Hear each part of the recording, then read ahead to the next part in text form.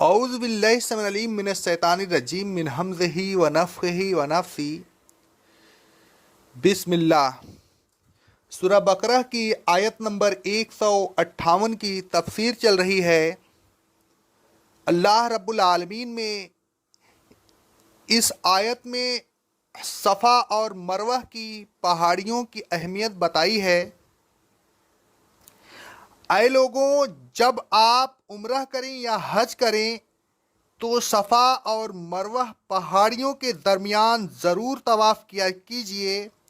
صفا اور مروہ کے طواف کا طریقہ یہ ہے کہ جب آپ مسجد حرام سے باہر آئیں تو باب صفا سے باہر آئیں۔ حضرت جابر رضی اللہ تعالی عنہ فرماتے ہیں، صحیح مسلم کی حدیث ہے، رسول اللہ صلی اللہ علیہ وسلم اس دروازے سے باہر آئیں جو صفا کی طرف ہے۔ جب آپ کوہ صفا کے قریب پہنچیں تو یہ آیت پڑھیے، ان صفا والمروۃ من شعائر اللہ، پھر یہ کلمات پڑھیں، ابدأ بما بدأ اللہ بہ۔ ترجمہ: جس پہاڑی سے اللہ نے ابتدا کی ہے میں بھی اسی سے ابتدا کرتا ہوں۔ حضرت جابر رضی اللہ تعالی عنہ فرماتے ہیں، صحیح مسلم کی حدیث ہے، جب رسول اللہ صلی اللہ علیہ وسلم صفا کے قریب پہنچے تو آپ نے یہ آیت تلاوت فرمائی، ان صفا والمروۃ من شعائر اللہ۔ پھر آپ نے فرمایا، ابدأ بما بدأ اللہ بہ، جس نے اللہ نے ابتدا کی ہے میں بھی اسی سے ابتدا کرتا ہوں۔ پھر صفا پر چڑھیے، جب کعبہ نظر آنے لگے تو کعبہ کی طرف منہ کر کے کھڑے ہو جائیے۔ حضرت جابر رضی اللہ تعالی عنہ فرماتے ہیں، صحیح مسلم کی حدیث ہے، پھر رسول اللہ صلی اللہ علیہ وسلم نے صفا پہاڑی پر سے ابتدا کی، آپ اس پر چڑھے یہاں تک کہ جب بیت اللہ نظر آنے لگا تو آپ نے اس کی طرف منہ کر لیا۔ پھر دونوں ہاتھ اٹھا کر اللہ تبارک و تعالیٰ کی توحید بیان کیجئے، یعنی لا الہ الا اللہ وغیرہ پڑھیے۔ پھر اللہ اکبر کہیے اور یہ ثنا پڑھیے، لا الہ الا اللہ وحدہ لا شریک لہ، لہ الملک وَلَهُ الْحَمْدُ وَهُوَ عَلَى كُلِّ شَيْءٍ قَدِيرٌ، لا الہ الا اللہ وحدہ انجز وعدہ ونظر عبدہ وہزم الاحزاب وحدہ۔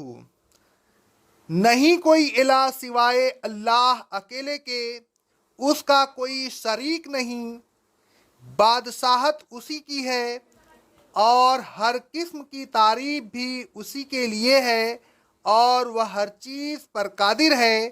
نہیں کوئی الہ سوائے اللہ اکیلے کے، اس نے اپنا وعدہ پورا کر دیا، اپنے بندے کی مدد کی اور تمام لشکروں کو اس نے اکیلے ہی شکست دی۔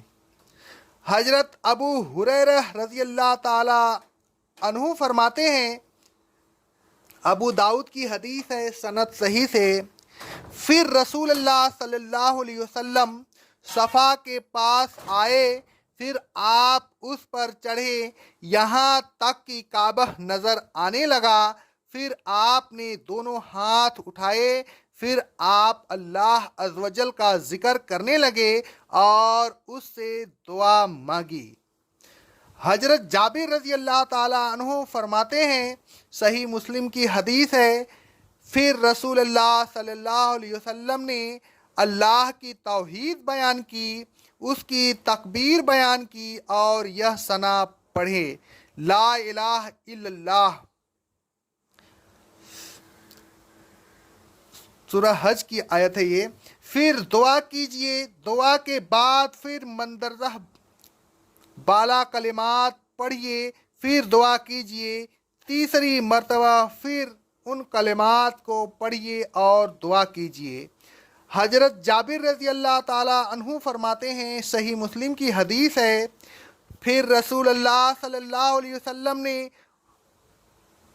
اس ثنا کے درمیان دعا کی اور 3 مرتبہ ایسا ہی کیا. پھر صفا سے اتر کر مروہ کی طرف چلیے. جب آپ وادی کے بطن میں پہنچیے تو دوڑیے.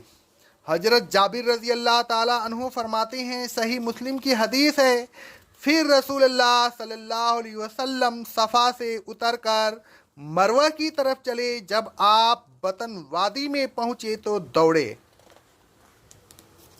حضرت عبداللہ بن عمر رضی اللہ تعالیٰ عنہ فرماتے ہیں، صحیح بخاری کی حدیث ہے، رسول اللہ صلی اللہ علیہ وسلم جب صفا اور مروہ کے درمیان طواف کرتے تو بطن وادی میں پہنچ کر دوڑتے. جب آپ بطن وادی سے گزر جائیں تو دوڑنا بند کر دیجئے اور مروہ پر معمولی چال سے چڑھیے. حضرت جابر رضی اللہ تعالیٰ عنہ فرماتے ہیں، صحیح مسلم کی حدیث ہے، جب رسول اللہ صلی اللہ علیہ وسلم کے قدم مبارک مروہ پر پہنچتے اور آپ مروہ پر چڑھتے تو معمولی چال سے چلتے. پھر آپ مروہ پر چڑھ جائیں تو بالکل اسی طرح کیجئے جس طرح صفا پر کیا تھا. اس کے بعد 6 چکر اور اسی طرح لگائیے، آخر چکر مروہ پر ختم ہو. حضرت جابر رضی اللہ تعالیٰ عنہ فرماتے ہیں، صحیح مسلم کی حدیث ہے، جب رسول اللہ صلی اللہ علیہ وسلم مروہ پر پہنچ جاتے تو بالکل وہی کرتے جو صفا پر کیا تھا. پھر آپ اسی طرح طواف کرتے رہتے یہاں تک کہ آخری طواف مروہ پر ختم ہوتا. حضرت ابن عمر رضی اللہ تعالیٰ عنہ فرماتے ہیں، صحیح بخاری کی حدیث ہے، رسول اللہ صلی اللہ علیہ وسلم نے صفا اور مروہ کے درمیان 7 مرتبہ طواف کیا. قرآن مجید کی روح سے صفا اور مروہ کا طواف کرنا ضروری ہے، لیکن طواف سے مراد یہاں صفا اور مروہ کے گرد چکر لگانا نہیں ہے، بلکہ صفا اور مروہ کے درمیان دوڑنا مراد ہے. لغت اور عرف عام میں طواف کا جو مفہوم ہے، اگر اسی مضمون کی روشنی میں صفا اور مروہ کا طواف کیا جائے تو یہ تقریباً ناممکن ہے، اور اس لحاظ سے قرآن مجید کی یہ آیت ناممکن عمل ہو جاتی ہے. رسول اللہ صلی اللہ علیہ وسلم کی حدیث سے طواف کے غیر معروف معنی بتا کر اسے قابل عمل بنایا ہے. ایسی مثالیں قرآن مجید میں اور بھی ملتی ہیں، اور ان مثالوں سے یہ نتیجہ نکلتا ہے کہ حدیث قرآن مجید کی تصریح کے لیے بہت ضروری ہے. اقول قولی ھذا، استغفر اللہ استغفر اللہ استغفر اللہ.